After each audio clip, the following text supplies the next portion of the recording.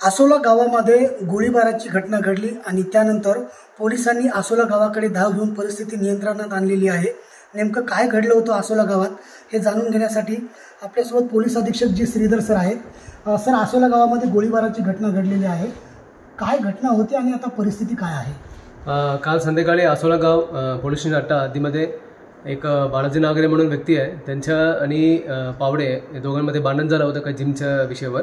नंतर नागरेंनी यांच्यावर फायरिंग केलेलं आहे। त्याच्यामध्ये तो मारुती पावडे म्हणून व्यक्ती आहे, तो जखमी झालेला आहे सध्या परभणी हॉस्पिटलमध्ये आणि काय त्यांचं हेल्थ चांगलं आहे, आउट ऑफ डेंजर आहे। तो मुख्य आरोपी आहे, त्यांना आम्ही ताब्यात घेतलं आणि तो फायरिंग झाल्यानंतर काय तिथं लोक जमलं होतं 21-25 लोक, तो सर्व मिळून तो नागरेचं 2 व्हीलर तो जाळपोळ केलं आणि त्यांचं काय 2 ट्रॅक्टर होतं तो जाळपोळ करण्याचा प्रयत्न केला होता, परंतु तोपर्यंत तिथं पोलीस पोहोचला आणि क्राऊडला तितर केलं आणि पुढचा तपास आम्ही करत आहे आणि कुठल्या प्रकारचं हे काय 2 समाजमध्ये काय झालं या प्रकारचं काही घटना नाही, तो वैयक्तिक विषयावरून झालेला आहे त्यांच्या दोन्हीमध्ये। म्हणून आम्ही पण काल संध्याकाळी गावामध्ये मीटिंग घेतलं, लोकांना सांगितलं काही रुमर्स स्प्रेड करू नका म्हणून। सध्या परिस्थिती नियंत्रणात आहे। सर, सोशल मीडियावरनं वेगवेगळ्या अफवा पसरवण्यात येत आहेत आणि सोशल माध्यमांवरती जातीय तेढ निर्माण करणारे पोस्ट टाकल्या जात आहेत, पोलिसांकडनं काय आव्हान आहे?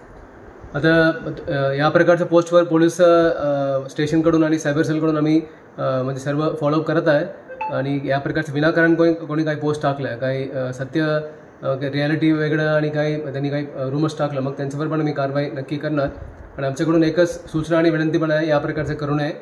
सर्वांना माहिती आहे सध्या राज्यामध्ये विशेषतः मराठवाड्यामध्ये काय परिस्थिती आहे, या प्रकारांमध्ये या विषयावर विनाकारण काय इतर काही विषय त्याच्यामध्ये टाकू नये म्हणून आमची सूचना पण आहे। सर, आपण देखील आसोला गावामध्ये दाखल झालेला होता, तिकडे किती पोलीस बंदोबस्त आहे, दंगा नियंत्रण पथक देखील आहे? सध्या तिथे आमची ॲडिशनल SP मी काल रात्रीपर्यंत उशिरापर्यंत तिथे होतं आणि नंतर आता सध्या ॲडिशनल SP SDPO ठाणेदार आणि एक RCP SRPFचे काही म्हणजे एक प्लाटून आहे।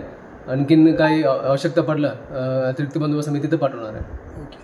नक्कीच तर हे होते हिंगोलीचे पोलीस अधीक्षक जी श्रीधर सर।